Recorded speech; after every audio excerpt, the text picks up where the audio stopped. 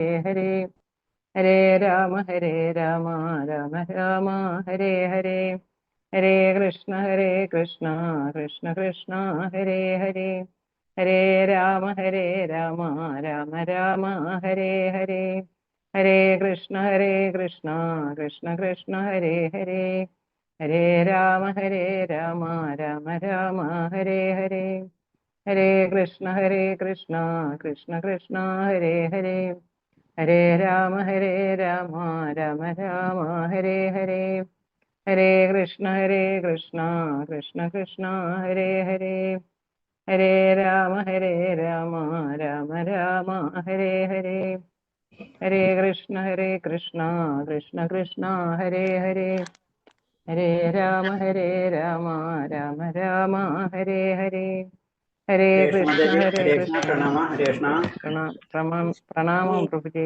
പ്രണാമം. ഹരേ കൃഷ്ണ പ്രഭുജി പ്രണാമം. ഹരേ കൃഷ്ണ പ്രഭുജി പ്രണാമം. ഹരേ കൃഷ്ണ പ്രഭുജി ഹരേ കൃഷ്ണ. ഹരേ കൃഷ്ണ എല്ലാവർക്കും പ്രണാമം. ഹരേ കൃഷ്ണ എല്ലാവർക്കും ഹരേ കൃഷ്ണ. പ്രാർത്ഥനയിലേക്ക് അടക്കാം. ഓം നമോ ഭഗവതേ വാസുദേവായ. ഓം നമോ ഭഗവതേ വാസുദേവായ. ഓം നമോ ഭഗവതേ വാസുദേവായ. നാരായണം നമസ്കൃത്യം നരം ചൈവ നരോത്തമം ദേവീം സരസ്വതീം വ്യാസം തതോ ജയമുദിരയേത് നഷ്ടപ്രായേഷു ഭദ്രേഷു നിത്യം ഭാഗവത സേവയാ ഭാഗവതേ ഉത്തമ ശ്ലോകേ ഭക്തിർഭവതി നഷ്ടഗീ മൂകം കരോതി വാചാലം പങ്കും ലംഘയതേ ഗിരി യത്കൃപതമഹം വന്ദേ പരമാനന്ദമാധവം. ശ്രീ ഗുരുദീനതാരിണം ശ്രീചൈതന്യമീശ്വരം വജ്ഞാനതിമിരാന്ധസ്യ ജ്ഞാനാഞ്ജലശലാകയാ ചക്ഷുർമിലിതം യേന തസ്മൈ ശ്രീ ഗുരുവേ നമഃ. ശ്രീചൈതന്യം മനോഭീഷ്ടം സ്ഥാപിതം യേന ഭൂതലേ സ്വയം രൂപകഥാ മഹ്യം തദാതി സഭാന്തികം വന്ദേഹം ശ്രീഗുരു ശ്രീയുതപദകമലം ശ്രീഗുരും വൈഷ്ണവാംശ ശ്രീരൂപം സാഗരജാതം സഹന രഘുനാഥാനിതം തം സജീവം സാദൈവം സാവധൂതം പരിജനസഹിതം കൃഷ്ണചൈതന്യദേവം ശ്രീരാധാ കൃഷ്ണപാദാൻ സഹന ലളിതാ ശ്രീവിശാഖാനീം താം സാഹേ കൃഷ്ണ കരുണാ സിന്ധു ദീനബിന്ദോ ജഗത്പദേ ഗോപേശ ഗോപികാ കാന്ത രാധാ കാന്ത നമസ്തുതേ തപ്ത കാഞ്ചന ഗൗരാംഗേ രാധേ വൃന്ദാവനേശ്വരി വൃഷഭാനുസുതേ ദേവി പ്രണമാമി ഹരിപ്രിയേ. വാഞ്ചാ കൽപതരൂപേച്ഛ കൃപാ സിന്ധിഭ്യേവ ച പതിനാം പാവനേഭ്യോ വൈഷ്ണവേഭ്യോ നമോ നമഃ. നമോ വിഷ്ണുപാദായ കൃഷ്ണപ്രേഷ്ഠായ ഭൂതലേ ശ്രീമതേ ഭക്തിവേദാന്ത സ്വാമിന്നിധി നാമിനേ. നമസ്തേ സാരസ്വദേവേ ഗൗരവാണി പ്രചാരിണേ നിർവിശേഷ ശൂന്യവാദി പാശ്ചാത്യദേശധാരിണേ. ജയ ശ്രീകൃഷ്ണ ചൈതന്യ പ്രഭു നിത്യാനന്ദ ശ്രീ അദ്വൈത ഗദാധര ശ്രീവാസാദി ഗൗരഭക്തവൃന്ദം.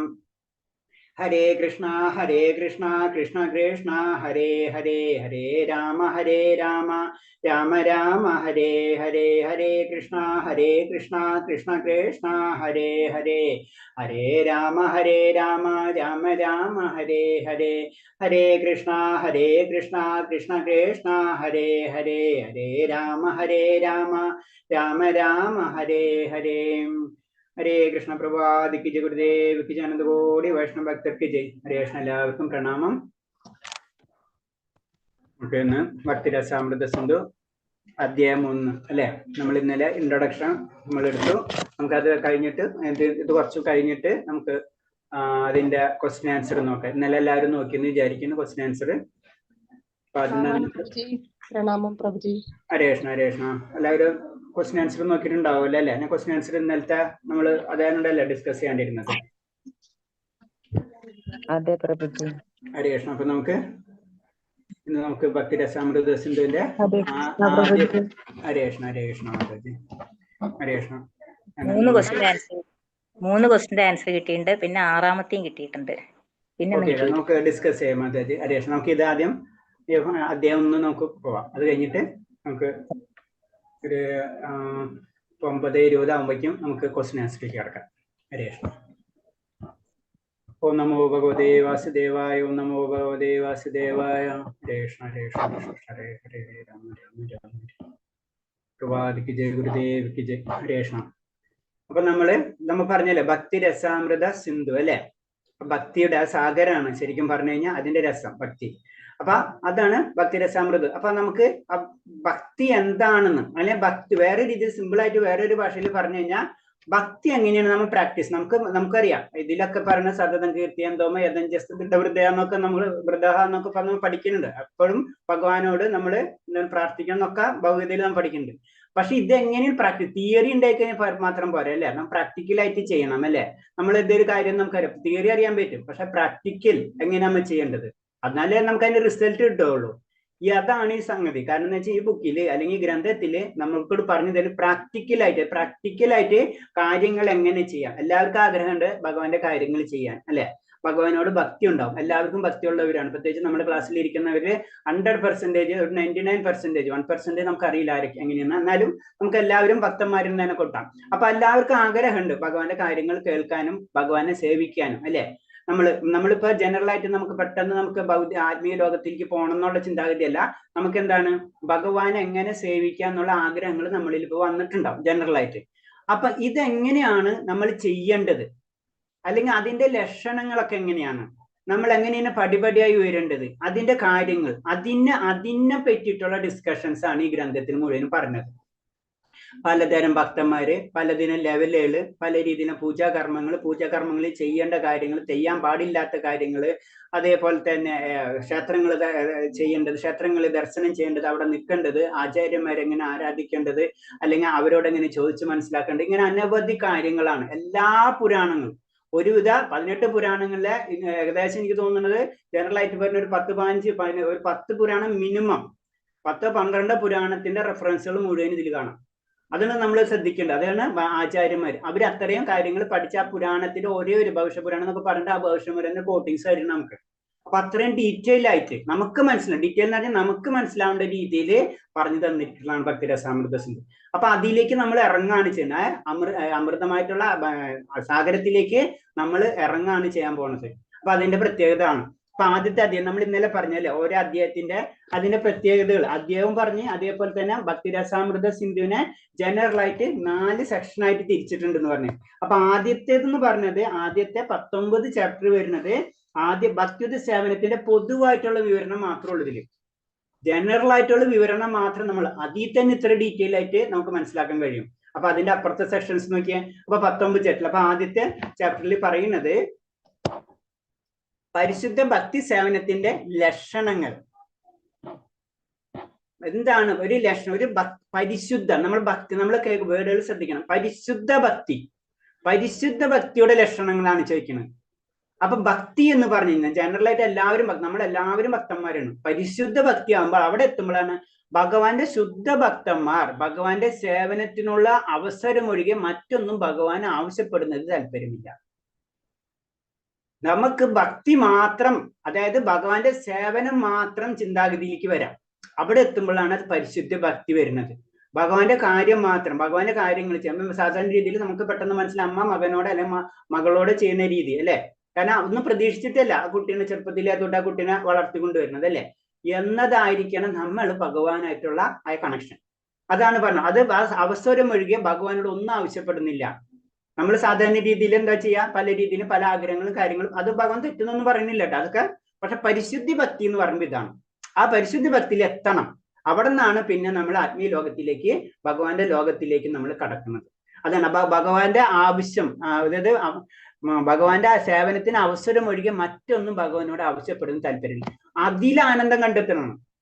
നമ്മൾ ആ സേവനം ചെയ്യുമ്പോൾ, ഒരു അമ്മ മകനോട് അല്ലെങ്കിൽ മകളോട് ചെയ്യുമ്പോഴാണ് അവർക്ക് ചെയ്യുന്ന കാര്യങ്ങൾ ചെയ്തുകൊണ്ടിരിക്കുമ്പോൾ ഒരു ആനന്ദം കിട്ടുന്നുണ്ട് അല്ലെ. അവർക്ക് കിട്ടുന്നുണ്ട് തീർച്ചയായിട്ടും. അല്ലെങ്കിൽ നമ്മൾ തന്നെ വളരെ അങ്ങനത്തെ രീതിയിൽ പല സഹായങ്ങൾ ചെയ്യുമ്പോൾ നമുക്കൊരു ആനന്ദം കിട്ടുന്നുണ്ടല്ലേ. ഇത് ഭഗവാനോട് ചെയ്യുമ്പോൾ നമുക്കൊരു ആനന്ദം കിട്ടുന്നത്. ആ ആനന്ദമാണ് പരമാനന്ദം എന്ന് പറയുന്നത്. അതാണ് അതിന്റെ ലെവൽ എന്ന് പറഞ്ഞത്. അപ്പൊ അത് മനസ്സിലായ വ്യക്തി ബാക്കി ഒന്നില്ലെങ്കിൽ കടക്കില്ല. അതാണ് അവസാനം ഒഴികെ, സേവനത്തിന് അവസരം ഒഴികെ. അപ്പൊ ഭഗവാനോട് ശരിക്കും ഭക്തൻ പ്രാർത്ഥിക്കുക എന്ന് മാത്രം എന്താണ്, എനിക്കായ അവസരം ഉണ്ടാക്കി തരണമേ. കാരണം അത്രയും അമൂല്യമാണ് അവസരം എന്ന് പറഞ്ഞാൽ, ആനന്ദം എന്ന് പറഞ്ഞാൽ അത്ര അമൂല്യമാണ്. ആ അവസരം ഉണ്ടാക്കി തരണമേ, ഭഗവാനെ ആരാധിക്കാനുള്ള അവസരങ്ങൾ എനിക്ക് ഉണ്ടാക്കി തരണമെന്ന് മാത്രമായിരിക്കും ഒരു പരിശുദ്ധ ഭക്തൻ പ്രാർത്ഥിക്കുന്നത്. ഹരേ കൃഷ്ണ. നമ്മളത് ഓക്കെ, അത് പല സെക്ഷനിൽ പറഞ്ഞിട്ടുള്ളത്. പിന്നെ ജനറൽ ആയിട്ട് നമ്മൾ സാധാരണ രീതിയിൽ നമുക്ക് പറയാം ഭക്തി പരിശുദ്ധ ഭക്തി എന്ന് പറയാ അത് മാത്രമേ ഉള്ളൂ. ഭഗവാൻ ആരാധിക്കൽ കവിഞ്ഞ് വേറൊന്നും ആഗ്രഹിക്കില്ല. പക്ഷെ നമ്മൾ പല രീതിയിലാണ് നമ്മൾ ഭക്തിയിലേക്ക് ഉയർന്നു വരുന്നത്. ഒറ്റയടിക്ക് നമ്മൾ അങ്ങനത്തെ ലെവലിൽ നിന്ന് എത്തണമെന്നില്ല. അപ്പൊ ജനറൽ ആയിട്ട് പറയുമ്പോൾ 4 തരം മുക്തികളെ പറ്റി നമ്മൾ പറയുന്നുണ്ട്. കാരണം മുക്തി എന്ന് പറയുമ്പോൾ നമുക്കറിയില്ല അല്ല, മുക്തി ലഭിക്കാൻ മുകുന്ദൻ എന്നൊക്കെ പറയുമ്പോൾ മുക്തി ലഭിക്കുന്നതാണ് അല്ലെ. പക്ഷെ മുക്തി എന്ന് പറയുമ്പോൾ ശരിക്കും ഭൗതിക ലോകത്തിൽ നിന്ന് പുറത്തേക്ക് കടക്കുക, അതിക്രമിക്കുക, അതിനാണ് മുക്തി എന്ന് പറയുന്നത്. അത് ആത്മീയ ലോകത്തിലേക്ക് എത്താം, പക്ഷെ ഭഗവാനിലേക്ക് മുഴുവൻ എത്തിയിട്ടുണ്ടാവണമെന്നില്ല, അല്ലെങ്കിൽ ഭഗവാനിലേക്ക് എത്തിപ്പെടാം, അങ്ങനത്തെ ഒരു അവസ്ഥ. അതാണ് മുക്തി എന്ന് പറയുന്നത്. അതിൽ തന്നെ 5 തരം ഉണ്ടെന്നാ പറയുന്നത്. അപ്പൊ നമ്മൾ ഇതിൽ ഡീറ്റെയിൽ ആയിട്ട് ഭക്തിരസാമൃത സിന്ധില് നമ്മൾ മനസ്സിലാക്കുമ്പോൾ ശ്രദ്ധിക്കേണ്ടതെന്ന് വെച്ച് കഴിഞ്ഞാൽ ഭക്തിയിൽ പല ലെവലുകളുണ്ട്. ഒരു ലെവലല്ല, ഒരു സാധനം എടുത്തു കഴിഞ്ഞാൽ അതിന്റെ ഉള്ളിൽ ഇപ്പൊ നമ്മൾ ഇപ്പൊ ഒരു ഗ്ലാസ് വെള്ളം എടുത്തു കഴിഞ്ഞാൽ ഒരു ഗ്ലാസ് വെള്ളം, പിന്നെ നമുക്ക് കുറച്ചും കൂടി ഡീറ്റെയിൽ ആക്കുമ്പോൾ അത് ഹൈഡ്രജനും ഓക്സിജനും എന്ന് മനസ്സിലായി, അല്ലെങ്കിൽ വേറെ അതിൽ മിനറൽസ് ഉണ്ടെന്ന് മനസ്സിലായി. അങ്ങനെ പോകണല്ലേ. അതിനെപ്പറ്റി ഡീറ്റെയിൽ ആയിട്ട് പഠിക്കാൻ നിന്ന് കഴിഞ്ഞാൽ നമുക്ക് തീരില്ല. എന്ന് പറഞ്ഞ പോലെ ഭക്തിയിൽ പല പല കാര്യങ്ങൾ ഉൾപ്പെടുന്നുണ്ട്. അപ്പൊ അതിൽ ജനറൽ ആയിട്ടുള്ള കാര്യങ്ങൾ പറയുന്നത് മുക്തി എന്താണെന്ന് പറഞ്ഞത്, അതിൽ പറഞ്ഞ 5 തരം മുക്തിനെ പറ്റി പറയുന്നത്. ഇതിൽ ഫസ്റ്റ് പറയുന്നത് എന്താണ്? ഭഗവാനിൽ ലയിക്കുക, ഒരു തരം മുക്തി. പിന്നെ അടുത്തത് പറയുന്നത് ഭഗവാന്റെ രൂപത്തിലാകുക, പിന്നെ ഭഗവത് ധാമത്തിൽ കഴിയുക, ഭഗവാന്റെ സന്തത സഹചാരിയാകുക, അദ്ദേഹത്തോടൊപ്പം സർവ്വസമൃദ്ധികളും അനുഭവിച്ചു കഴിയുക. ഇങ്ങനെ 5 തരം മുക്തിയെ പറ്റി ശരിക്കും പറയുന്നുണ്ട്. ഇത് നമുക്ക് ഈ പല അവസ്ഥയിൽ നമ്മൾ പതുക്കെ ഉയർന്ന് ഭൗതികതയിൽ നിന്ന് ഉയർന്നു കഴിയുമ്പോൾ ഈ ലെവലിലേക്ക് നമ്മൾ എത്തും, മുക്തി കിട്ടും നമുക്ക്. ശരിക്കും മുക്തി എന്ന് പറയുന്നത് ഭക്തിയുടെ സ്റ്റാർട്ടിംഗ് ആണ്. അപ്പൊ അതും കൂടെ നമ്മൾ ചിന്തിക്കണം. അപ്പൊ ഒന്ന് ഭഗവാനിൽ ലയിക്കുക, സായുജ്യ മുക്തി എന്ന് പറയും. പിന്നെ ഭഗവാന്റെ രൂപം കിട്ടുക, സാരൂപ്യം രൂപം കിട്ടുക. പിന്നെ ഭഗവാന്റെ ധാമത്തിലെത്തുക, സാലോക്യം ഭഗവാന്റെ ലോകത്തിലെത്താം. പിന്നെ സന്തത സഹചാരി, സമൃദ്ധി സഹചാരി, അതേപോലെ തന്നെ അവര് തൊട്ടടുത്ത് നിൽക്കുന്നത്, സാമീപ്യം, ഭഗവാന്റെ സാമീപ്യത്തിൽ നിൽക്കണം അല്ലെ. അപ്പൊ അതിന് പവർഫുൾ. നമുക്കറിയാം ഒരു പ്രൈം മിനിസ്റ്ററിന്റെ അടുത്ത് ഒരാൾ നിൽക്കണം എന്ന് വെച്ചാൽ അതിൽ അത്രയും പവർഫുൾ ആയിരിക്കും, അല്ലാത്തവർക്ക് അവിടെ നിൽക്കാൻ പറ്റില്ല. അപ്പൊ സന്തത സഹചാരി ആയിരിക്കുക, സാമീപ്യം. പിന്നെ അദ്ദേഹത്തിന് സർവ്വ സമൃദ്ധികളും അനുഭവിച്ചത്, ശ്രാഷ്ട്യം. അങ്ങനെ 5 തരം മുക്തികളെ പറ്റി പറയുന്നുണ്ട്. അപ്പൊ നമ്മൾ പതുക്കെ ഉയർന്ന് പല ലെവൽ മുക്തി തന്നെ പല ഘട്ടങ്ങളിലേക്ക് നമുക്ക് കടക്കാം. അത് ഞാൻ പറഞ്ഞ ഭക്തിയിലേക്ക് ഇറങ്ങണം. അപ്പൊ നമുക്കൊരു സമുദ്രത്തിൽ ഇറങ്ങുമ്പോൾ പല കാര്യങ്ങളും നമുക്ക് അതിലാണ് പവിഴപ്പുറ്റുകൾ ഉണ്ടാവും, അങ്ങനെ പല കാര്യങ്ങളും നമുക്ക് കാണാൻ പറ്റും. അപ്പൊ ഇതേപോലെ തന്നെ മുക്തിനെ പറ്റി പറയുന്നത് ജനറൽ ആയിട്ടുള്ള കാര്യമാണ്. ഒരു ഭക്തൻ പതുക്കെ ഉയർന്ന് മുക്തി തലത്തിലേക്ക് കടക്കുന്ന കാര്യങ്ങളാണ് പറഞ്ഞത്. വേദഗ്രന്ഥങ്ങൾ അടിസ്ഥാനമാക്കി രൂപഗോസ്വാമി ഭക്തി സേവനത്തിന് 6 സ്വഭാവങ്ങളുണ്ടെന്ന് പ്രസ്താവിക്കുന്നു. അപ്പൊ 6 സ്വഭാവങ്ങൾ ഉണ്ടെന്നാ പറയുന്നത്. ഒന്ന്, ശുദ്ധമായ ഭക്തി സേവനം എല്ലാ തരത്തിലുള്ള ദുഃഖങ്ങളിൽ നിന്നും ഉടൻ മോചനമരുളുന്നു. അപ്പൊ അതിന്റെ കാര്യങ്ങൾ പറഞ്ഞത് എന്താണ് ഭക്തി സേവനത്തിന് 6 സ്വഭാവങ്ങളാണ്. ഹരേ കൃഷ്ണ പ്രഭുജി, ഈ പുസ്തകത്തിനകത്തുള്ള പ്രഭുജി പഠിപ്പിക്കുന്നേ? അതെ ഹരേ കൃഷ്ണ പ്രഭു. ഹരേ കൃഷ്ണ പ്രഭുജി, ഞാൻ കാണുന്നില്ലല്ലോ ഇത്. കുറച്ച് പുസ്തകത്തിൽ 99% ബുക്കിലുള്ളതായിരിക്കും. 4-ാം പേജിലുണ്ട് മാതാജി, 4-ാം പേജ്. അധ്യായം 1-ാമത്തെ പേജിൽ തന്നെ ഉണ്ട്. 4-ാം പേജില്. 4-ാം പേജ്. അതായത് കേൾക്കാം, അത് കഴിഞ്ഞിട്ട് നമുക്ക് ലാസ്റ്റ് ഡിസ്കസ് ചെയ്യാം. അതായത് അല്ലെങ്കിൽ ആദ്യം ക്ലാസ് കേൾക്കാൻ ശ്രമിക്കുക ഹരേഷ്ണ. അപ്പൊ വേദഗ്രന്ഥങ്ങൾ അടിസ്ഥാനമാക്കി രൂപഗോസ്വാമി ഭക്തി സേവനത്തിന് 6 സ്വഭാവം ചെയ്തോട്ടെ ഹരേഷ്ണ.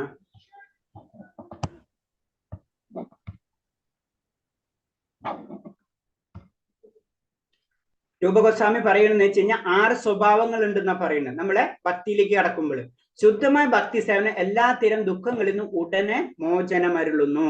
ശുദ്ധമായ ഭക്തി സേവനം എന്താണ്? നമുക്ക് ഭക്തിയിലേക്ക് കടന്നു കഴിഞ്ഞാൽ പിന്നെ ദുഃഖമില്ല എന്നാണ് പറയുന്നത്. കാരണം എന്താണ്? ദുഃഖം നിലനിൽക്കുന്ന എന്താണ്? ഭൗതിക ലോകത്താണ്. അതിന് ജനറൽ ആയിട്ട് പറഞ്ഞത്. അപ്പം ആ അവസ്ഥയിലേക്ക് മാറിക്കഴിഞ്ഞാൽ പിന്നെ ദുഃഖമില്ല. ദുഃഖം എന്ന് പറഞ്ഞത് ഭൗതികതയാണ്. ആത്മീയതയിൽ ദുഃഖം എന്നുള്ള സബ്ജക്റ്റേ ഇല്ല. അതാണ് പറഞ്ഞത്. ശുദ്ധ ഭക്തിയുത സേവനത്തിലേക്ക് കടന്നു കഴിഞ്ഞാൽ പിന്നെന്താണ്? നമുക്ക് അവിടെ ദുഃഖമില്ല എന്നാ പറയുന്നത്. പരിശുദ്ധ ഭക്തി സേവനം അത് എല്ലാ മംഗളങ്ങളുടെയും തുടക്കമാണ്. അതായത് നമ്മൾ പരിശുദ്ധ ഭക്തി ശുദ്ധ സേവനം എല്ലാ മംഗളകർമ്മങ്ങളുടെയും തുടക്കമാണ്. ഇതിനൊരു പേരുകളും പറയുന്നുണ്ട്. നമ്മൾ ശുദ്ധമായ ഭക്തിയുത സേവനം എല്ലാ തരത്തിലുള്ള ദുഃഖങ്ങളിൽ നിന്നും ഉടനെ മോചനം അരുളും, നമ്മുടെ കേശാഗ്നി, ഇങ്ങനെ പല പേരുകളിൽ പറയുന്നുണ്ട്. അത് ബുക്കിലില്ല എന്ന് മാത്രമേ ഉള്ളൂ. രണ്ടാമത് അത് ഞാൻ പിന്നീട് പറയാതെ. അപ്പൊ പരിശുദ്ധ ഭക്തി സേവനം അത് എല്ലാ മംഗളങ്ങളുടെയും തുടക്കമാണ്. ആദ്യം എന്താ പറയുന്നത്, നമ്മൾ ഭക്തിയുത സേവനം ചെയ്യുമ്പോൾ നമ്മളെ ദുഃഖങ്ങൾ എന്ന് പറയുമ്പോൾ നമ്മൾ ചെയ്തിട്ടുള്ള കർമ്മങ്ങളായിരിക്കും അല്ലെ, കഴിഞ്ഞ ജന്മത്തിൽ ഈ ജന്മത്തിൽ ചെയ്തിട്ടുള്ള കർമ്മങ്ങളെ ഫലമായിട്ടാണ് നമുക്ക് ഈ പല ദുഃഖങ്ങളും സുഖങ്ങളൊക്കെ ലഭിച്ചുകൊണ്ടിരിക്കുന്നത്. ഇത് മുഴുവൻ നിശ്ചലായി മാറും, ഇത് മുഴുവൻ ചാമ്പലായി പോകും. അതാണ് പറയുന്നത്. അതാണ് ശുദ്ധ ഭക്തി സേവനത്തിന്റെ ഒരു ഗുണം. അതോടുകൂടി നമ്മൾ 100% പ്യൂരിഫിക്കേഷൻ നടക്കണം. പിന്നെ അടുത്തത് പരിശുദ്ധ ഭക്തിയുത സേവനം, അതെല്ലാ മംഗളങ്ങളുടെയും തുടക്കമാണ്. കാരണം എന്ന് വെച്ചാൽ ഭഗവാനിലേക്ക് നമ്മൾ അടുക്കണം അല്ലെ, മംഗളകരമായിട്ടുള്ള കാര്യം, അത് പരമസത്യത്തെ കാണുകയാണ് അല്ലെങ്കിൽ അനുഭവിക്കുകയാണ്, അതിന് മംഗളകരമായിട്ടുള്ള തുടക്കമാണെന്ന് പറയുന്നത്. ഒരാൾ സ്വയം അതീന്ദ്ര ആനന്ദത്തിലെത്തിക്കും. പിന്നെ അടുത്ത പോയിന്റ് അതെന്താണ്, നമ്മളെ തുടക്കം ഭഗവാനെ കാണുന്നതോടുകൂടി അല്ലെങ്കിൽ ആ ഭക്തിയിലേക്ക് ഉയരുന്നതോടുകൂടി അതീന്ദ്രമായ ആനന്ദമാണ്.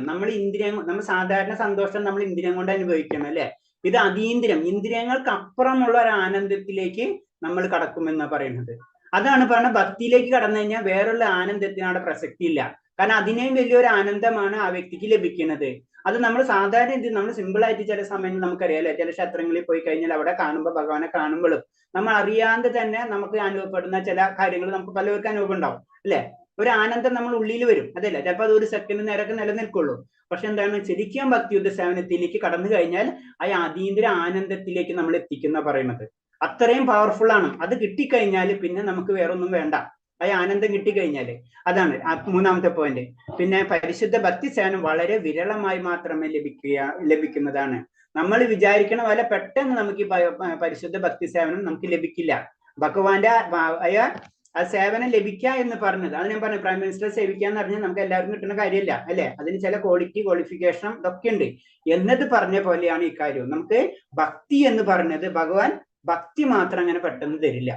കാരണം അതിനറിയാം, നമ്മളെ പഠിച്ചിട്ടുണ്ട് അല്ലെ, പല പല ഭഗവാന്റെ കിങ്കരന്മാര് അല്ലെ, ഈ ഭൗതിക ലോകത്തുണ്ട് കിങ്കരന്മാരെന്ന് പറഞ്ഞ ദേവഗണങ്ങളുണ്ട് അല്ലെ, അവരെല്ലാതും കഴിഞ്ഞിട്ടാണ് നമ്മൾ അങ്ങോട്ട് വിടുള്ളൂ. നമുക്കറിയാം, നമ്മളൊരു പ്രൈം മിനിസ്റ്ററിന്റെ ഒരു സെക്യൂരിറ്റി സ്റ്റാഫ് ആവണമെന്ന് വെച്ച് കഴിഞ്ഞാൽ എന്തൊക്കെ എക്സാം പാസ്സാവണം എന്ന് പറഞ്ഞ പോലെയാണ് ഭക്തിയിലേക്ക് നമ്മൾ ഉയരുമ്പോൾ പല പല കടമ്പുകൾ നമുക്ക് അടക്കേണ്ടി വരും. അവിടെയാണ് നമ്മൾ പരീക്ഷണം സാധാരണ പറയും ഭഗവാനെ ഇതിലേക്ക് എത്തുമ്പോൾ പരീക്ഷണ ഘട്ടങ്ങൾ അവിടെയാണ്. കാരണം അതെന്ന് പറഞ്ഞത് വളരെ വിരളമായിട്ട് മാത്രമേ ലഭിക്കുന്നു എന്ന് പറയുന്നത്.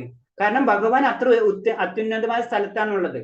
അപ്പൊ നമ്മളും അത്രയും അതിന് വർക്ക് ചെയ്താലേ നമുക്ക് അവിടേക്ക് എത്താൻ പറ്റുള്ളൂ.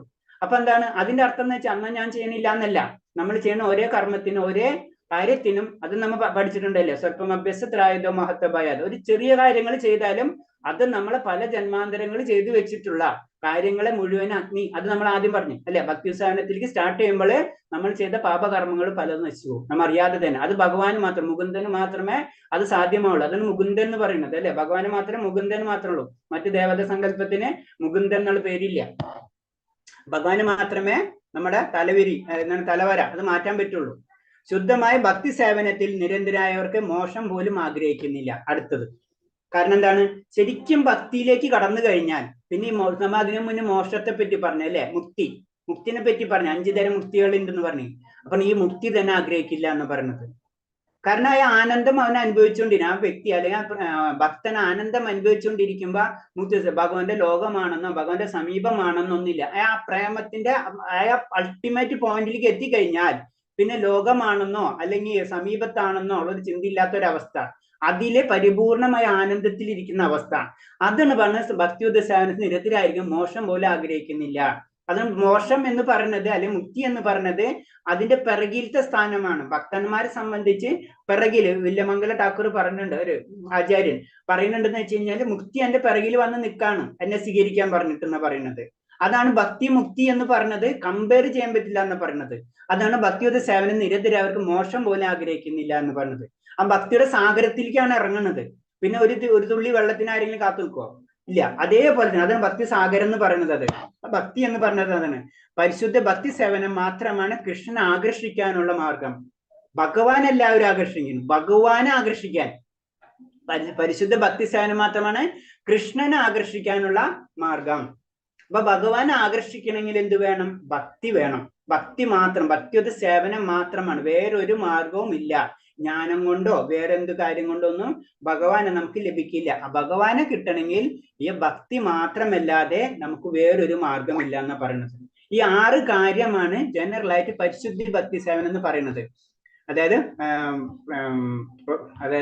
രൂപഗോസ്വാമി പറയുന്നത് വേദഗ്രന്ഥങ്ങളെ അടിസ്ഥാനമാക്കി രൂപഗോസ്വാമി ഭക്തി സേവനത്തിന് 6 സ്വഭാവങ്ങൾ ഉണ്ടെന്ന് പറഞ്ഞു. അപ്പൊ എന്താണ് പറയുമ്പോൾ ശ്രദ്ധിക്കണം. കാരണം എന്താണ്, രൂപഗോസ്വാമി എവിടെ നിന്നാണ് അദ്ദേഹത്തിന്റെ ഇഷ്ടത്തിന് എഴുതല്ലേ ചെയ്തത്? എവിടെ നിന്ന് എടുത്തിട്ടുള്ളത്? വേദഗ്രന്ഥങ്ങളെ അടിസ്ഥാനമാക്കിയാണ് ആചാര്യന്മാരെല്ലാം ചെയ്യും. നമുക്കറിയാം, നല്ലൊരു വക്കീലാണെങ്കിൽ അല്ലെ, വെറുതെ പറയല കോടതി ചെന്നിട്ട് അല്ലെ, അതിന്റെ ഓരോ പോയിന്റ്സുകൾ ഇങ്ങനെ പറയും. ഇന്ന റൂളിൽ ഇന്ന സെക്ഷനിൽ ഇന്നതുണ്ട്, ഇത് വെച്ചിട്ട് ഇയാൾ പറഞ്ഞത് ശരിയല്ല, ഇങ്ങനെ പറഞ്ഞിട്ട് കണ്ടിക്കുക അല്ലെ. എന്നിട്ട് പറഞ്ഞ ആചാര്യന്മാര് നമ്മളെ വേദഗ്രന്ഥങ്ങൾ എന്ന് പറഞ്ഞാൽ ഫൈനലാണ്, അത് പ്രമാണമാണ്, അതിൽ പിന്നെ ചേഞ്ച് ഇല്ല. അത് ചേഞ്ച് ചെയ്താൽ പിന്നെ അതിന് മീനിങ് ഇല്ലല്ലോ. നമുക്കറിയാം നമ്മളെ ഭരണഘടന ഫൈനലാണ്, പിന്നെ അതിൽ ചേഞ്ച് ചെയ്താൽ പിന്നെ അർത്ഥമില്ല, വക്കീലന്മാർക്ക് അത് ചേഞ്ച് ചെയ്യാൻ പറ്റുമോ എന്ന് പറഞ്ഞപ്പോൾ ആചാര്യന്മാര് അത് ബേസിലാണ് എല്ലാവരും പറയുന്നത്. അപ്പൊ 6 സ്വഭാവങ്ങളുണ്ടെന്ന് പറയുന്നത്. അപ്പൊ നമ്മൾ പറഞ്ഞു ഇത്രയും കാര്യങ്ങളാണ് ഈ 1ാമത്തെ പോയിന്റിൽ പറയുന്നത്. പിന്നെ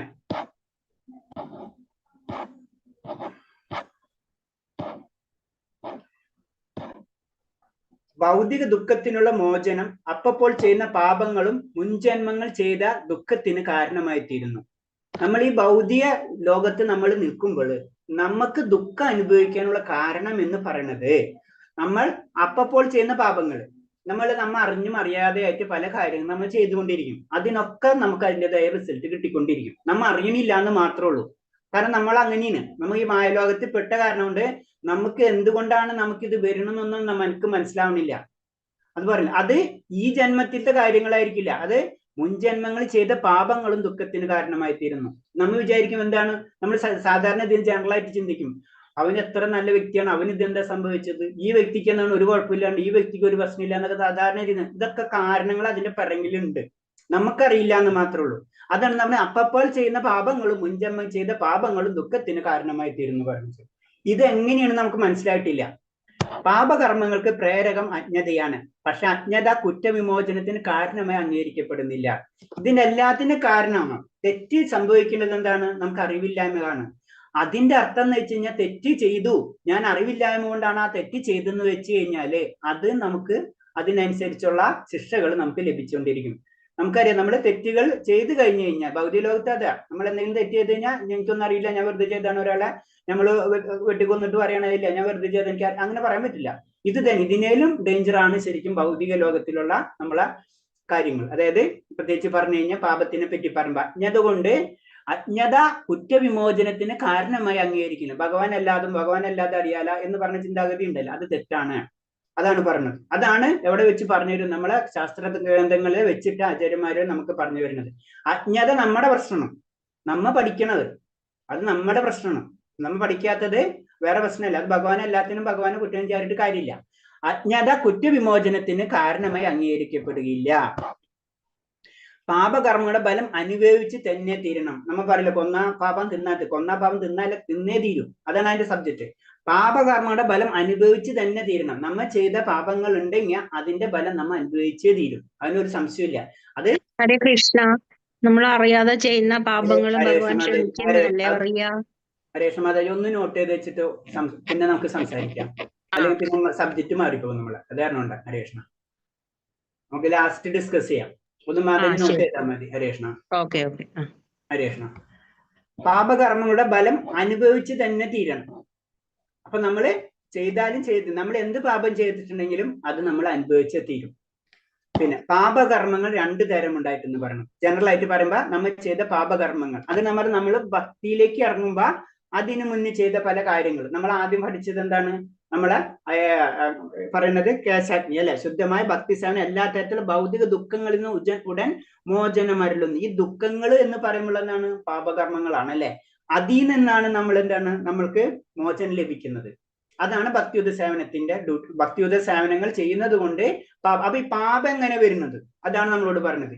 ഈ പാപം എന്ന് പറഞ്ഞത് നമ്മൾ അറിഞ്ഞോ അറിയാതെ ചെയ്ത എന്ത് കാര്യങ്ങളും തെറ്റാണെങ്കിൽ തീർച്ചയായിട്ടും നമ്മൾ അനുഭവിച്ചിരിക്കും എന്നാ പറയുന്നത്.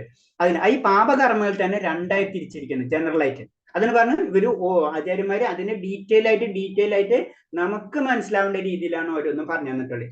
ഈ പാപകർമ്മങ്ങൾ 2 തരമുണ്ട്. പാകമായതും ഇപ്പോൾ അനുഭവിക്കുന്നത്, നമ്മ ഇപ്പൊ അനുഭവിക്കേണ്ടിയിരിക്കുന്നത് പാപകർമ്മങ്ങളാണ്. അത് പാകമായിട്ടുണ്ട്, റെഡി ആയി കഴിഞ്ഞു, നമുക്ക് ഇനി കിട്ടിയാൽ മാത്രം മതി. പാകമാവാത്തത്, ഇതുവരും അനുഭവിക്കാതെ ഇനി അനുഭവിക്കാനിരിക്കുന്നത്.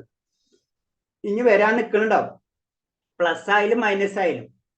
അത് നമ്മളെ സാധാരണ രീതിയിൽ ചിന്തിച്ചാൽ ഞാൻ ചില കാര്യങ്ങൾ നമ്മൾ നേരെ പോണ സമയത്തായിരിക്കും ഒറ്റ വീഴ്ച വരാം. ചിലപ്പോൾ നേരെ താന്നു പോണ സമയത്ത് ഒറ്റ ഉയർച്ച വരും. അതായത് നമ്മുടെ ജീവിതത്തിൽ എല്ലാവരുടെ ജീവിതത്തിലും കാണാവുന്ന ഒരു പ്രതിഭാസമാണ്. നമുക്ക് തന്നെ അറിയില്ല നമ്മൾ എന്തുകൊണ്ട് അത് അങ്ങനെ സംഭവിച്ചു, ഇത് എന്തുകൊണ്ട് ഇങ്ങനെ സംഭവിച്ചു. നമുക്കറിയാം 4 കാര്യങ്ങൾ എന്ന് പറഞ്ഞത് നമ്മളെ മുൻജന്മ കാര്യങ്ങളാണ്. അറിയാം, നമ്മൾ പറഞ്ഞിട്ടുണ്ട്. അതായത് നമ്മളെ കുലം, അല്ലെങ്കിൽ അച്ഛനമ്മ, അതുപോലെ തന്നെ ബന്ധുമിത്രാദികൾ, അല്ലെങ്കിൽ സെക്കൻഡ് നമ്മളെ വിദ്യാഭ്യാസം, അതുപോലെ തന്നെ ധനം, അതുപോലെ തന്നെ നമ്മുടെ സൗന്ദര്യം. ഇതൊക്കെ നമ്മൾ മുൻജന്മങ്ങളായിട്ട് ബന്ധപ്പെട്ടിട്ടുള്ള കാര്യങ്ങളാണ് അല്ലെ. അല്ലെങ്കിൽ നമുക്ക് പൈസ ഉണ്ടാക്കണമെങ്കിൽ നമ്മൾ വേറെ ഒന്നും ചെയ്യേണ്ട, അദാനിയുടെ അല്ലെങ്കിൽ അംബാനിയുടെ ഒക്കെ മകനായിട്ട് ജനിച്ചാൽ മതി, അവിടെ ഒന്നും ചെയ്യേണ്ട ആവശ്യമില്ല. മനസ്സിലായി? അപ്പൊ ആ ഒരു അവസ്ഥയാണ്. അപ്പൊ ഇതിന് അതിൻ്റെതായ പിറകില് പല കർമ്മബന്ധനങ്ങൾ നമുക്കുണ്ട്. നമ്മൾ അറിയാതെ ചെയ്തിട്ടുള്ള പാപകർമ്മങ്ങളുടെ ബന്ധനത്തിനാണ് നമുക്ക് ഇതൊക്കെ സംഭവിച്ചിരിക്കുന്നത്. അപ്പൊ പാപകർമ്മങ്ങൾ തന്നെ 2ആയിട്ട് തിരിച്ചിരിക്കുകയാണ്. ഒന്ന് പാകമായത്, ഇപ്പൊ റെഡി ആയിട്ട് ഇരിക്കണം, നമ്മൾ അനുഭവിച്ചുകൊണ്ടിരിക്കുകയാണ്. രണ്ടാമത്തൊന്ന് പാകമായിട്ടില്ല, ഇതുവരെ അനുഭവിക്കാതെ ഇനി അനുഭവിക്കാനിരിക്കുന്നത്. ഇനി വരികയും ചെയ്യും, ഇതുവരെ അനുഭവിച്ചിട്ടില്ല, ഇനി വരാൻ റെഡി ആയിട്ടിരിക്കണം. ശരിയായാലും തെറ്റ്, പ്ലസ് ആയാലും മൈനസ്. നമ്മൾ ചെയ്ത് പ്ലസ് ഉണ്ടെങ്കിൽ പുണ്യം ചെയ്ത പുണ്യത്തിന്റെ ഗുണം കിട്ടും, പാപം ചെയ്ത പാപത്തിന്റെ ഗുണം കിട്ടും. പുണ്യം ഉപയോഗിച്ചിട്ട് പാപത്തിനെ മാറ്റിക്കളയാൻ പറ്റില്ല. അതാണ് അതിന്റെ ഉത്തരം. പുണ്യം ചെയ്തതിന് പുണ്യത്തിന്റെ ഗുണം കിട്ടും, പാപം ചെയ്ത പാപത്തിന്. നമ്മ പാപം ചെയ്തിട്ട് പുണ്യം കൊണ്ട് മാറ്റിക്കളയാൻ പറ്റില്ല. അതാണ് ഇതിൽ പറയുന്നത്. ചെയ്തിട്ടുണ്ടെങ്കിൽ അതിന്റെ ഫലം നമുക്ക് ലഭിച്ചിരിക്കും. അപ്പൊ അറ്റ്ലീസ്റ്റ് നമ്മൾ എന്താ ചെയ്യേണ്ടതെന്ന് പറഞ്ഞു കഴിഞ്ഞാൽ പുണ്യകർമ്മങ്ങൾ. അതാണ് വേദങ്ങളെ ലക്ഷ്യം, അതാണ് അല്ലെ. വേദങ്ങൾ പറയുന്നത് എന്താണ്? പുണ്യകർമ്മങ്ങൾ ചെയ്യാനാണ് നമ്മൾ കൂട്ടിക്കൊണ്ടുപോകുന്നത് കൂടുതലും. എന്നിട്ട് ലാസ്റ്റ് നമ്മൾ അർത്ഥധർമ്മ കാമ മോക്ഷ എന്നൊക്കെ പറഞ്ഞ ലെവലിലേക്ക് നമ്മൾ ഉയർത്തുന്നത്. പാകമായ പാപകർമ്മങ്ങൾ വർത്തമാന കാലത്ത് നാം അനുഭവിക്കുന്ന കഷ്ടപ്പാടുകൾക്ക് നിദാനം അവയാണ്. പാകമായിട്ടുണ്ട്, റെഡി ആയിട്ടിരിക്കണം അല്ലെ. നമുക്ക് അങ്ങോട്ട് തന്നാ മതി, നമ്മൾ അനുഭവിച്ചുകൊണ്ടിരിക്കണം അല്ലെ. ഒരു പഴുത്ത മാമ്പഴം നമ്മൾ കഴിക്കണ പോലെ നമ്മൾ റെഡിയായി കഴിച്ചുകൊണ്ടിരിക്കുന്നത്. അത് നമ്മൾ അത് കഴിക്കണം. തെറ്റാണ് ശരിയാണെന്ന് നമുക്കറിയില്ല, നമ്മൾ കഴിക്കുകയാണത്. കഴിക്കുമ്പോഴാണ് അതിൽ മധുരമില്ലാതെ ചീഞ്ഞതാണോ നല്ലതാണോ എന്നൊക്കെ മനസ്സിലാവുന്നത്. ഇതാണ് നമ്മൾ സംഭവിക്കുന്നത്. അതാണ് പാപകർമ്മങ്ങൾ എന്ന് പറഞ്ഞത്, അനുഭവിച്ചുകൊണ്ടിരിക്കുന്നത്. പാകമാവാത്ത പാപകർമ്മങ്ങൾ ഇതുവരെ അനുഭവിക്കാതെ ഇനി അനുഭവിക്കാനിരിക്കുന്നതുമായ കഷ്ടപ്പാടുക്ക് അടിസ്ഥാനമായി നാം സംഭരിച്ചു വെച്ചിരിക്കുന്നവ. ഇത് റെഡി നമ്മുടെ കയ്യിൽ ഇരിക്കുന്നുണ്ട്. അതാണ് സഞ്ചിത കർമ്മങ്ങൾ എന്നൊക്കെ പറയുന്നത് നമ്മൾ അല്ലെ. സഞ്ചിയിൽ ഇട്ട് വെച്ചിരിക്കാൻ നമ്മൾ ആവശ്യത്തിന് നമ്മൾ എടുക്കുകയാണ്. ഓരോ സമയം വരുമ്പോൾ അതിങ്ങനെ എടുത്ത് നമ്മൾ ഉപയോഗിച്ചുകൊണ്ടിരിക്കുകയാണ്. അതെന്താണ്? അത് ഇനി അനുഭവിക്കാനിരിക്കുന്ന കഷ്ടപ്പാടുകൾ അടിസ്ഥാനമായി നാം സംഭരിച്ചു വെച്ചിട്ടുള്ളവ.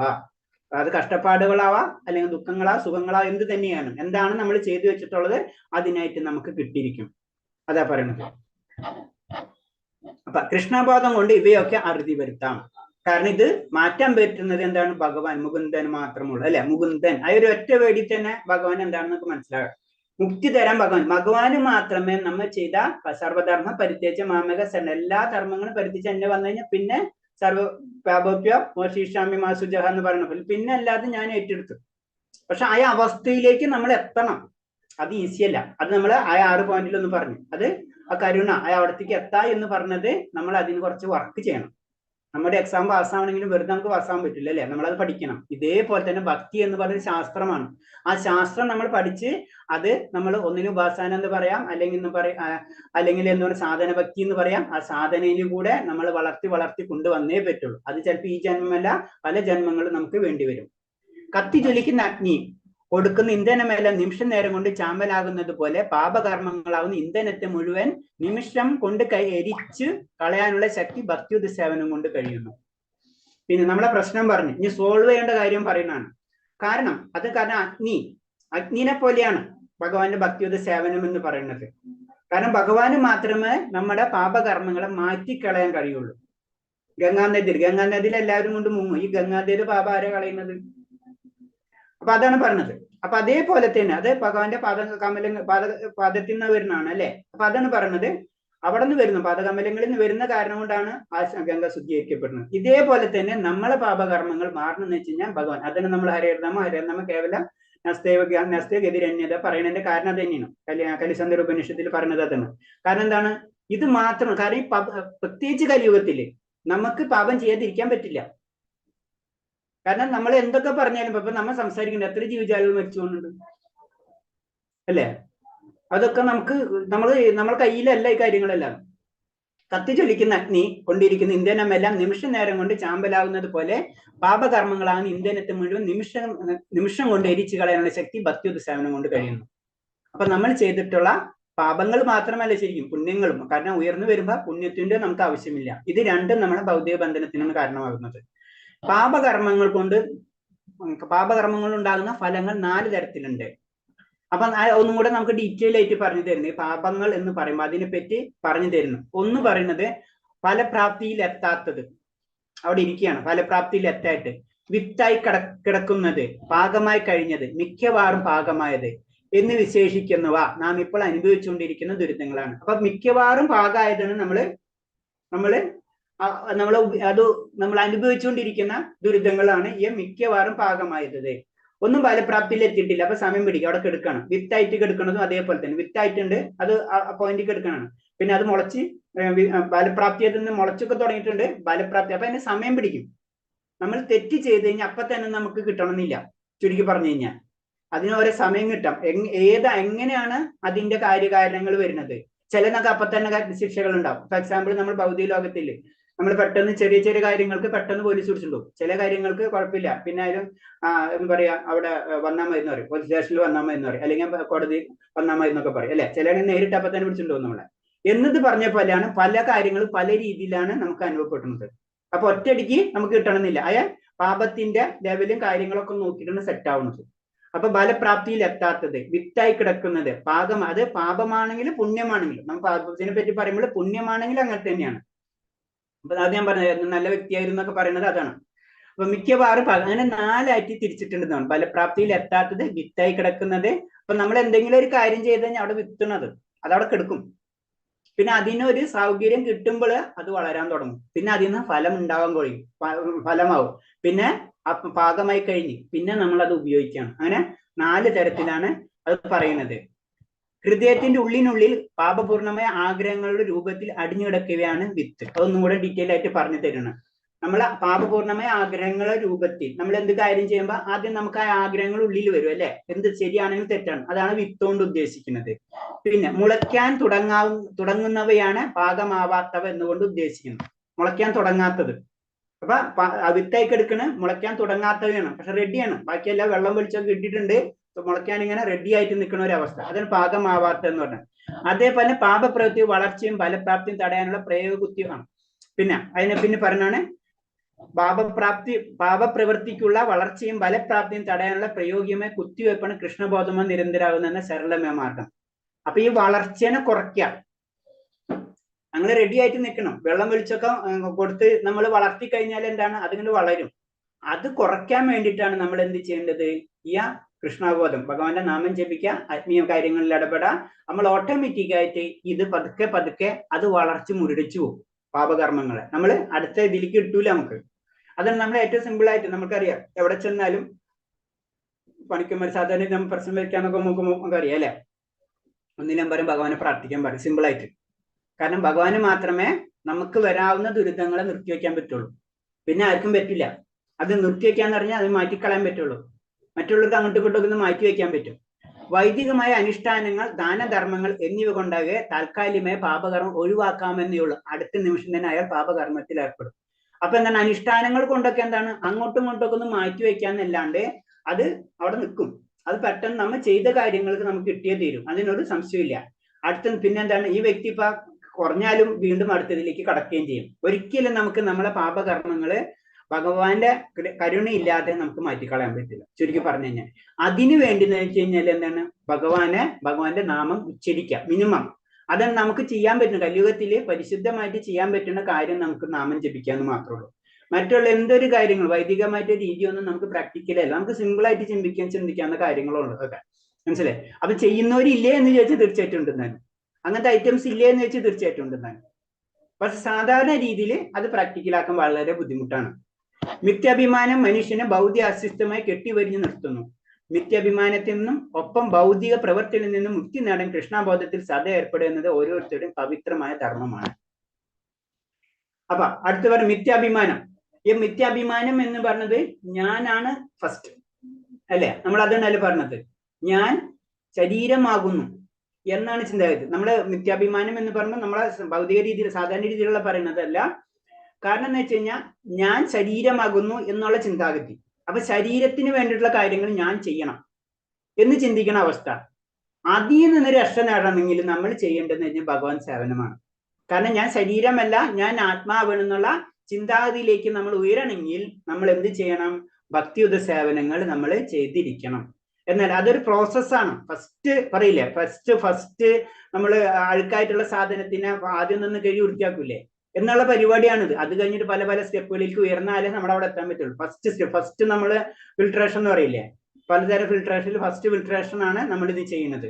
അതാണ് പറഞ്ഞത്, അറ്റ്ലീസ്റ്റ് നമ്മൾ കൃഷ്ണബോധത്തിൽ സദാ ഏർപ്പെടുക എന്ന ഓരോരുത്തരും പവിത്രമായ ധർമ്മം. നമ്മുടെ ധർമ്മം എന്ന് പറയുന്നത് ഭഗവാന്റെ ഭക്തിയുദ്ധ സേവനമാണ്. നമുക്ക് രണ്ട് ധർമ്മമുണ്ട്. ഒന്ന് നമുക്ക് ശരീരത്തിന് വേണ്ടിയിട്ടുള്ള ധർമ്മം, ഒന്ന് നമ്മുടെ ആത്മാവിന് വേണ്ടിയിട്ടുള്ള ധർമ്മം. ശരീരത്തിന് വേണ്ടി നമ്മൾ കാര്യങ്ങൾ ചെയ്യണമല്ലേ, അല്ലെങ്കിൽ ശരീരം നിലനിൽക്കില്ല, ഒരു സംശയമില്ല. ഈ ഭൗതിക ലോകത്തിൽ വന്നെങ്കിൽ ശരീരം ആവശ്യമാണ്. അപ്പൊ ശരീരം ഇല്ലാണ്ട് നമുക്ക് ഒരു കാര്യം ചെയ്യും. ഭൗതിക ലോകത്തിൽ വന്നു കഴിഞ്ഞാൽ ശരീരം നമുക്ക് ആവശ്യമാണ്. അതാണ് ഭൗതിക. അപ്പൊ ഈ ശരീരം കൊണ്ട് മാത്രമേ ഇനി ആത്മീയത ചെയ്യാനും പറ്റുള്ളൂ. അതാണ് ഭൗതിക ലോകത്തിൽ വന്നാലുള്ള പ്രശ്നം. നമ്മളത് പഠിച്ചിട്ടുണ്ടായില്ല, ബോട്ട് പോലെയാണ് നമ്മുടെ ശരീരം. ഈ സംസാര സാഗരത്തിലെ ഒരു നൗക അല്ലെങ്കിൽ ബോട്ട് എന്ന് പറഞ്ഞിട്ടുള്ളൂ, അതാണ് ശരീരം. ആ ബോട്ടിൽ ഇരിക്കുന്ന വ്യക്തിയാണ് ആരാണ്? ആത്മാവ്. അപ്പൊ ബോട്ടില്ലെങ്കിൽ വീണ്ടും നമ്മൾ ഭൗതിക ലോകത്തിൽ. അപ്പൊ ബോട്ട് വേണം, ശരീരം വേണം. അപ്പൊ ശരീരവും നമ്മൾ ശ്രദ്ധിക്കണം. ഈ ശരീരം ശ്രദ്ധിക്കുകയാണ് എന്ത് ചെയ്യുന്നത്? അഷ്ടാംഗ യോഗത്തിൽ ചെയ്യുന്നത്. ശരീരം അത്രയും പ്യൂറാക്കിക്കൊണ്ട് അത് പെർഫെക്റ്റ് ആക്കാണ്. എന്നിട്ടാണ് പിന്നെ ആത്മാവിനെ കൊണ്ട് കളികൾ കളിക്കുന്നത്. മനസ്സിലായി? അപ്പൊ അതാണ് അത് നമ്മുടെ രണ്ട് കാര്യത്തിലും, ഒന്ന് ശരീരത്തിന്റെയും ആത്മാവിനെ പറ്റിയുള്ള കാര്യം. അതാണ് പറഞ്ഞത്. പ്രഭാസ്വാമി ക്ലിയർ ആയിട്ട് പറഞ്ഞിട്ടുണ്ട്. നമ്മൾ ഭക്ഷണം കഴിക്കുന്നില്ലേ, വിശപ്പും ഭക്ഷണം കഴിക്കും അല്ലേ, അതെന്തിനു കഴിക്കുന്നത്? നമ്മുടെ ശരീരത്തിന് വേണ്ടിയാണ് അല്ലേ. അപ്പൊ ആത്മാവിന് എന്താ കൊടുക്കുന്നത്? ആത്മാവിനൊന്നും കൊടുക്കാണ്ടിരുന്ന എങ്ങനെ ശരിയാവും? ആത്മാവിന് നമുക്ക് കൊടുക്കണം. അത് നമ്മളെ പവിത്രമായ ധർമ്മമാണ്. നമ്മളെ ധർമ്മം ശരിക്കും ആത്മാവിന് കൊടുക്കാന്നുള്ളത്, ആത്മാവിന് ഫീഡ് ചെയ്യാന്നുള്ളത്. അതാണ് പറഞ്ഞത് ആ ആത്മീയ കാര്യങ്ങൾ ചെയ്യാന്നുള്ളത്. അതാണ് ആത്മാവ് ഇതൊക്കെ ഇന്റർലിങ്ക് ആണ്. അതാണ് നമ്മള് കാര്യങ്ങൾ, ആത്മാവ് കാര്യം. അതിൽ ഏറ്റവും മിനിമം ആയിട്ടുള്ള കാര്യമാണ് പറഞ്ഞത് ഭഗവാന്റെ നാമം. അത് അതീന്ദ്രമായിട്ടുള്ള ശബ്ദമാണ്. അപ്പൊ സാധാരണ വേടല്ല, നമുക്കറിയാം മന്ത്രങ്ങളെല്ലാതും അങ്ങനത്തെയാണ് അല്ലെ. ചില മന്ത്രങ്ങൾ നമുക്കറിയാം, മന്ത്രങ്ങൾക്ക് പവറുകളൊക്കെ ചെറിയ ശബ്ദത്തിൽ നിന്നാണ് എല്ലാതും ഉണ്ടായിട്ടെന്നാണ് പറയുന്നത്. പ്രപഞ്ചം എന്നല്ലേ പറയുന്നത്. അപ്പൊ ആ പോയിന്റ് ആണ് അതിലേക്ക് പറഞ്ഞത്. അപ്പൊ എന്താണ് ഏറ്റവും നമ്മുടെ ധർമ്മമാണ് ശരിക്കും ആത്മാവിനെ പരിപോഷിക്കുക എന്നുള്ളത്. കൃഷ്ണബോധത്തിന്റെ പ്രസ്ഥാനത്തിന് ലോകത്തെ മുഴുവൻ ആകർഷിക്കാനും കൃഷ്ണബോധത്തിൽ ഓരോരുത്തർക്കും ആനന്ദം അനുഭവിക്കാനും കഴിയും. കൃഷ്ണ അവബോധം എന്ന് പറയുന്നത് തന്നെ, കൃഷ്ണ അവബോധം എന്ന് പറയുന്നത് എന്തിന്? ഈ ലോകത്തെ മുഴുവൻ ആകർഷിക്കാനുള്ള ശക്തി. ഭഗവാൻ എന്താണ്? എല്ലാവരും ആകർഷിക്കുന്നവനാണ് അല്ലെ. കൃഷ്ണ എന്ന് പറഞ്ഞ വീട് തന്നെ അതിനല്ല, എല്ലാവരും ആകർഷിക്കുക എന്നുള്ളതാണ് അല്ലെ. അപ്പൊ ലോകത്തെ മുഴുവൻ ആകർഷിക്കാനുള്ള ശക്തി എന്തിനുണ്ട്? കൃഷ്ണ അവബോധത്തിനുണ്ട്. അതേപോലെ തന്നെ ഓരോരുത്തർക്കും ആനന്ദം അനുഭവിക്കുക. ആനന്ദം നമുക്ക് കിട്ടണം. നമ്മൾ എന്തൊരു കാര്യം ചെയ്യണം മുന്നേ നമ്മൾ ആദ്യം തന്നെ അതിന്റെ പ്ലസും മൈനസും നോക്കാം അല്ലെ. അപ്പൊ നമ്മളിപ്പോ 10ൽ വന്ന് നമുക്ക് എന്താ കിട്ടണമെന്ന് ചോദിച്ചു കഴിഞ്ഞാൽ അതിന്റെ ആൻസറാണ് ആനന്ദമാണ്. അല്ലെങ്കിൽ നമ്മൾ എന്തൊരു കാര്യം ചെയ്യുമ്പോൾ നമ്മൾ ചോദിക്കും, ഇത് എന്തിനാണ് ഞാനിത് ചെയ്യുന്നത്, ഞാനിത് എന്തിനാ പഠിക്കുന്നത്, ഞാൻ എന്തിനാ അങ്ങോട്ട് പോണത്, ഞാനിത് ചെയ്തിട്ട് എന്താ കിട്ടും. അപ്പൊ ഞാനിത് ചെയ്താൽ എനിക്ക് കിട്ടുന്നത് പരമമായ ആനന്ദമാണ്. അതിനു വേണ്ടിയാണ് നമ്മൾ ഇത് ചെയ്യുന്നത്. അതാണ് നമ്മുടെ ജീവിത ലക്ഷ്യം.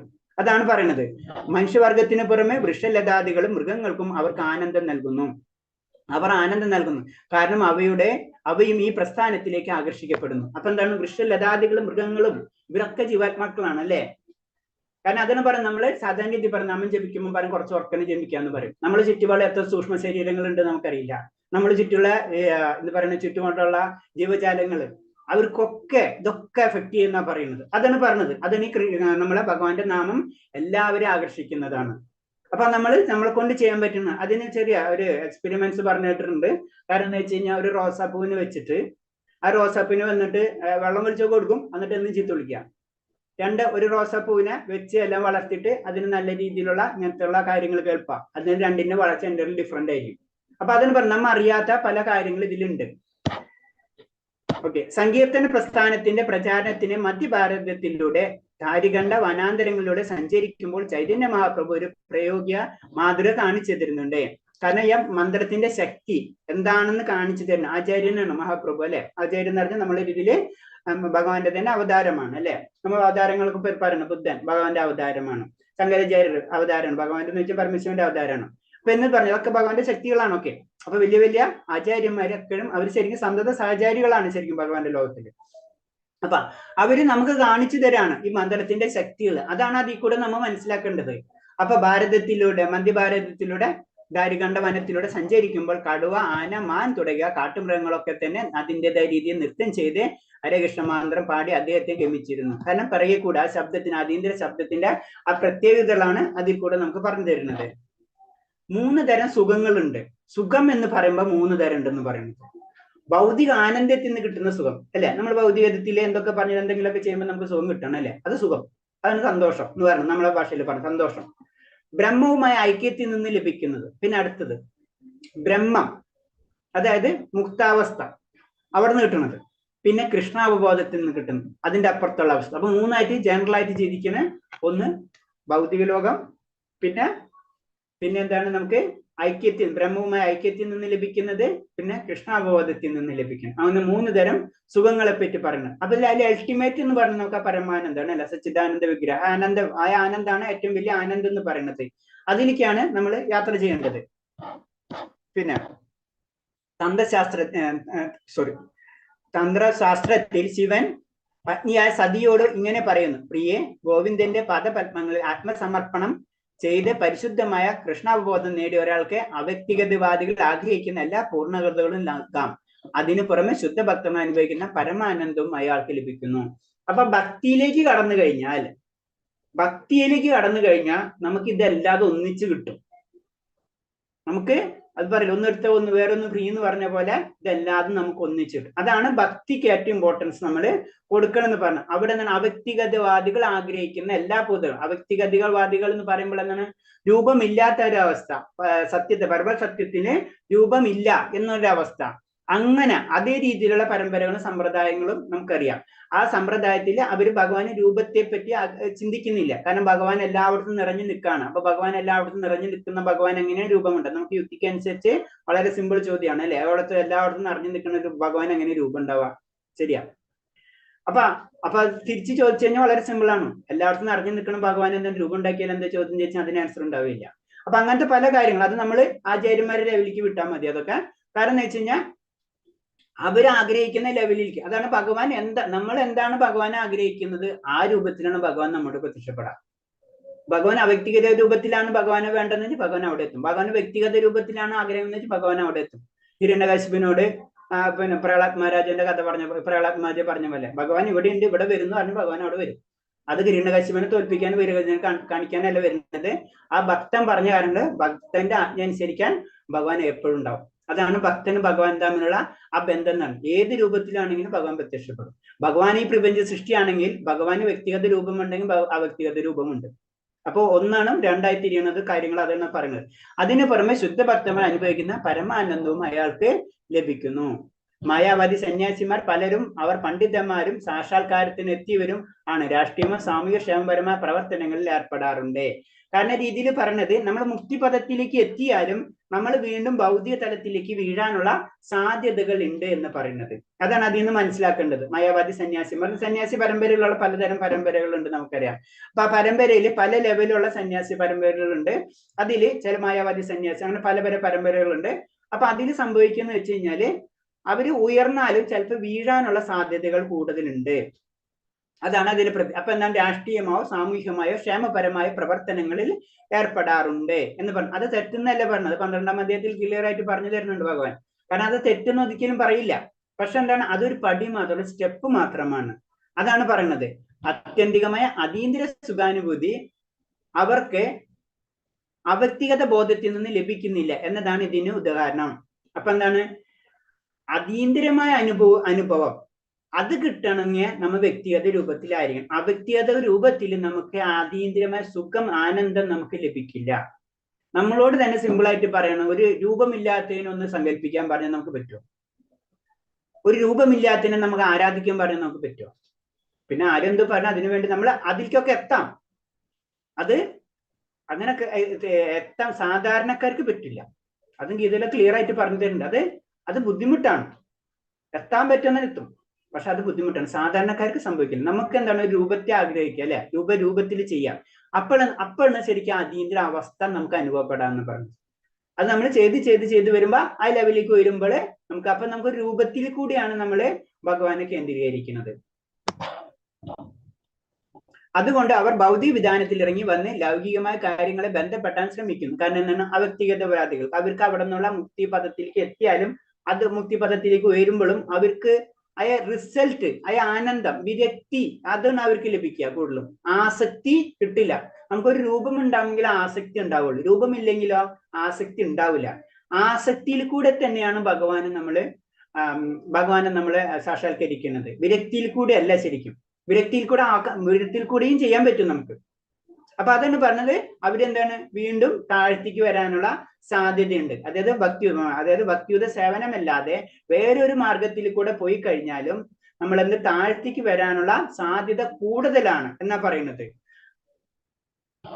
കൃഷ്ണബോധത്തിലുള്ള ഒരു വ്യക്തി ഒരിക്കലും ഒരു തരത്തിലുള്ള ഭൗതിക തലത്തിലേക്ക് ഇറങ്ങി വരില്ല. അവർ എത്ര തന്നെ ആവശ്യമോ വശ്യമോ ആകർഷമോ ആയാലും ഒരു ഭൗതിക പ്രവർത്തനവും ആത്മീയ പ്രവർത്തനത്തോട് താരതമ്യപ്പെടുത്താനാവുന്നതല്ലെന്ന് ആൾക്കറിയാം.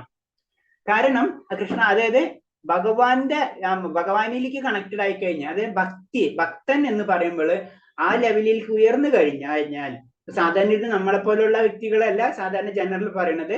നമ്മൾക്ക് ഇത് പറയാനോ ശ്രമിക്കാൻ ആഗ്രഹിക്കുന്ന വ്യക്തികൾ മാത്രമേ ആയിട്ടുള്ളൂ. നമ്മളെ ലെവലിൽ നമ്മൾ ചിന്തിക്കാം. ഭക്തന്മാരുണ്ടാവട്ടെ, ഞാൻ ജനറൽ ആയിട്ട് എപ്പോഴും പറയുമ്പോൾ ജനറൽ ആയിട്ട് പറഞ്ഞ കാര്യങ്ങളാണ്. അപ്പൊ നമ്മളൊക്കെ അതിലേക്ക് കടക്കാൻ വേണ്ടി ശ്രമിക്കുക. ഭഗവാനെ പിന്നെ അറിയാൻ ശ്രമിക്കുന്ന വ്യക്തികളാണ്.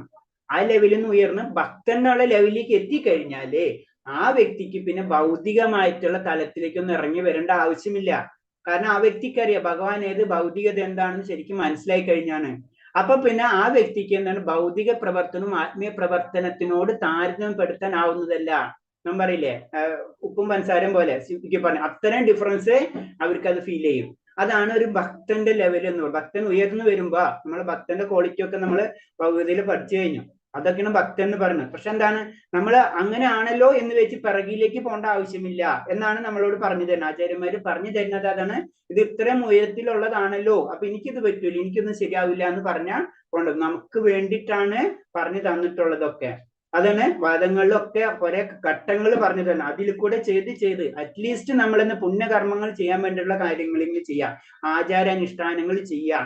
അങ്ങനെ ചെയ്തു വരുമ്പോൾ എന്താണ്, അതൊരു സാധനയല്ലേ ഓട്ടോമാറ്റിക്കായിട്ട്. അത് നമ്മളെ ഭക്തിയിലേക്ക് നമ്മൾ അടുപ്പിക്കും. അതേപോലെ തന്നെ നാമജപം, അത് അതീന്ദ്രിയ ശബ്ദമാണ്. അത് നമുക്ക് ഭഗവാന്റെ രൂപ ഗുണ ലീലകൾ ഒന്ന് തന്നെ നമുക്ക് ചിന്തിക്കാൻ പറ്റും. ഭഗവാന്റെ രൂപം ഭഗവാന്റെ നാമം ഒന്ന് തന്നെ എന്ന് പറഞ്ഞു കഴിഞ്ഞാൽ അതാണ് അതീന്ദ്രിയ അവസ്ഥ എന്ന് പറയുന്നത്. അത് നമുക്ക് മനസ്സിലാവത്താണ്. അപ്പൊ ഭൗതിക പ്രവർത്തനവും ആത്മീയ പ്രവർത്തനത്തിനോട് താരതമ്യപ്പെടുത്താൻ ആവുന്നില്ല എന്ന് അയാൾക്കറിയാം. ഓക്കെ, യഥാർത്ഥ യോഗികൾക്ക് നേടാവുന്ന സിദ്ധികൾ 8 എണ്ണമുണ്ട്. അണിമ സിദ്ധിയാണ് ആദ്യത്തെ. ഞാൻ അത് ഡീറ്റെയിൽ ആയിട്ട് പറയേണ്ടി വരും. അപ്പോ സാധാരണ ഈ സിദ്ധികൾ മറ്റ് മുക്തി രണ്ടും രണ്ടാണ്. പിന്നെ ഭക്തി ജനറൽ ആയിട്ട് പറയുമ്പോ മുക്തി, സിദ്ധി, ഭക്തി, ഇത് മൂന്നാണ്. പിന്നെ ഭൗതിക ലോകം 4 കാര്യങ്ങൾ ജനറൽ ആയിട്ട് നമുക്ക് പറയാൻ പറ്റും. ഒന്ന് ഭക്തി ഭഗവാൻ, ഒന്ന് മുക്തി ഭൗതിക ലോകത്തിൽ നിന്ന് രക്ഷപ്പെടല്, ഒന്ന് സിദ്ധി അത് കഴിവുകൾ. നമുക്ക് പലതരം കഴിവുകളുള്ള വ്യക്തികൾ അപ്പുറത്തും കാണാൻ പറ്റും. വളരെ പറയില്ല അതിലുള്ള കഴിവുകൾ അത് തന്നെ 8 തരം ഉണ്ടെന്ന് പറയുന്നത്. 8 തരം സിദ്ധികൾ നമുക്ക് നേടിയെടുക്കാൻ പറ്റും. അത് ഭക്തിയിൽ കൂടെ ആവണമെന്നൊന്നുമില്ല. പല രീതിയിലും നമുക്ക് സിദ്ധികൾ നമുക്ക് ലഭിക്കാനുള്ള താന്ത്രിക വിദ്യകളും പലതും ഉണ്ട്. അതിൽ കൂടെ ഒക്കെ പോയി കഴിഞ്ഞാൽ നമുക്ക് പലതരം സിദ്ധികൾ ലഭിക്കും. അങ്ങനെ അതുണ്ട്. പിന്നെ സാധാരണ ഭൗതിക ലോകത്തിലുള്ള വ്യക്തികൾ ചെയ്യുന്നു വേദങ്ങൾ ചേർത്തുള്ള യാഗങ്ങൾ അനുഷ്ഠാനങ്ങൾ ചെയ്ത് കഴിഞ്ഞാല് അവർക്ക് പല ലോകങ്ങളിലേക്കും കടക്കാൻ പറ്റും. അത് വേറെ. അങ്ങനെ പല കാര്യങ്ങളും ഉണ്ട്. നമുക്ക് ഒരു കാര്യമല്ല, ഏത് വേണമെങ്കിൽ നമുക്ക് സെലക്ട് ചെയ്യാനുള്ള ചോയ്സ് ഭഗവാൻ തന്നിട്ടുണ്ട്. നമുക്ക് മുക്തി വേണമെങ്കിൽ മുക്തി, സിദ്ധി വേണമെങ്കിൽ സിദ്ധി, ഭക്തി വേണമെങ്കിൽ ഭക്തി. ഭൗതികമായ ആഗ്രഹങ്ങളാണ് ഭൗതികമാഗ്രഹം. അല്ല നമ്മൾക്ക് നെക്സ്റ്റ് അടുത്ത ജന്മം നമുക്ക് ദേവനാണ് ആഗ്രഹിക്കുന്നത്, ദേവന്റെ ജന്മം. അല്ല അടുത്ത നമുക്ക് നായാണെങ്കിൽ നായയുടെ ജന്മം നമുക്ക് ലഭിക്കും. എല്ലാതും നമ്മുടെ ചോയ്സാണ്. അത് ഭഗവതിയിൽ പറഞ്ഞിട്ടുണ്ട്. ഞാൻ എല്ലാതും പറഞ്ഞു, പിന്നെ നിനക്ക് ഇഷ്ടമെന്ന് തോന്നിയത് നിനക്ക് എടുക്കാന്നാ പറഞ്ഞത്. എല്ലാതും പറഞ്ഞു തരുന്നുണ്ട്. അതേപോലെ തന്നെ ഇതിൽ പറഞ്ഞ 8 എണ്ണമുണ്ട്. അണിമ, അതില് അണിമ സിദ്ധിയാണ് ആദ്യത്തേത്. ഒരു കല്ലിനുള്ളിൽ പോലും കടക്കാൻ പാകത്തുള്ള ഏറ്റവും സൂക്ഷ്മ രൂപം കൈക്കൊള്ളാനാകും എന്നതാണ് ഈ സിദ്ധിയുടെ സവിശേഷത. ഒരു കല്ലിന്റെ ഉള്ളിലേക്ക് കടക്കാനുള്ള കഴിവ് നമുക്ക് നേടിയെടുക്കാൻ പറ്റും. അതാണ് ഒരു സിദ്ധി. അതിന്റെ പേരാണ് അണിമ സിദ്ധി. അപ്പൊ ഞാൻ പറഞ്ഞില്ല, നമ്മള് ജനറൽ ആയിട്ട് പറയുമ്പോൾ കുറെ കാര്യങ്ങളുണ്ട്. ഒന്ന് മുക്തി, അപ്പൊ നമ്മളെ മുക്തിയും സിദ്ധിയൊക്കെ നമ്മളെ ജനറൽ കൺസെപ്റ്റ് അനുസരിച്ചൊക്കെ അല്ലാതെ തോന്നും. ഭക്തി മുക്തിയും സിദ്ധിയൊക്കെ നമ്മളെ സാധാരണ നമ്മളെ ലെവൽ അനുസരിച്ച് അല്ലാതെ ഒരുപോലെ തോന്നും. പക്ഷെ ഇതൊക്കെ വെവ്വേറെയാണെന്നും അതിന് ചെയ്യേണ്ട രീതികൾ അല്ലാതെ സ്വർഗലോകത്തിൽ പോവാം. നമ്മൾ സ്വർഗത്തിൽ പോണതും അതേപോലെ തന്നെ മുക്തി കിട്ടുന്നതും അതേപോലെ തന്നെ സിദ്ധി കിട്ടുന്നതും ഭക്തി കിട്ടുന്നതും നമ്മളെ ലെവലിൽ അല്ലാതെ ഒരുപോലെയാണ്. പക്ഷെ അതല്ല, ഇതെല്ലാത്തിനും പല വഴിയാണ്, പല രീതിയിലാണ്, പല സമ്പ്രദായങ്ങളാണ്, പല പരമ്പരകളാണ്, പല രീതിയിലുള്ള നിയമങ്ങളുണ്ട്, പല രീതിയിലുള്ള സാധന ക്രമങ്ങളുണ്ട്. ഇതിലെ കൂടെ ഒക്കെ പോയി കഴിഞ്ഞാലേ നമുക്ക് നേടാൻ പറ്റുള്ളൂ. അപ്പൊ അതാണ്. അപ്പൊ സിദ്ധിയിലെ ആദ്യത്തെ പറഞ്ഞ അണിമ എന്ന് പറഞ്ഞ ഒരു കല്ലിനുള്ളിൽ പോലും കടക്കാൻ പാകത്തിൽ ഏറ്റവും സൂക്ഷ്മരൂപം കൈക്കൊള്ളാനാകുക എന്നതാണ് ഈ സിദ്ധിയുടെ സവിശേഷത. ഓക്കെ, നമുക്ക് 25 നിർത്താന്ന്. ഇനി ഒരെണ്ണം കഴിഞ്ഞിട്ട് നമുക്ക് ഇനി ക്വസ്റ്റ്യൻ ആൻസർ നോക്കാം, അല്ലെങ്കിൽ പിന്നെ സമയം ലേറ്റ് ആവും. ഓക്കെ, എത്ര സ്ലൈഡായി? അണിമ ഓർമ്മയുണ്ടായാൽ മതി. അണിമ വെച്ച് നമ്മൾ നിർത്തി. 8 സിദ്ധികളുണ്ട് ഇനി പഠിക്കാനുണ്ട്. നാളെ നമുക്ക് ഡീറ്റെയിൽ ആയിട്ട് നോക്കാം കേട്ടോ. ഹരേ കൃഷ്ണ. ഇത്രയും പറഞ്ഞതിൽ എന്തെങ്കിലും സംശയം ഉണ്ടോ? ആരെന്തോ ചോദിച്ചിരുന്നില്ല മാതാജി?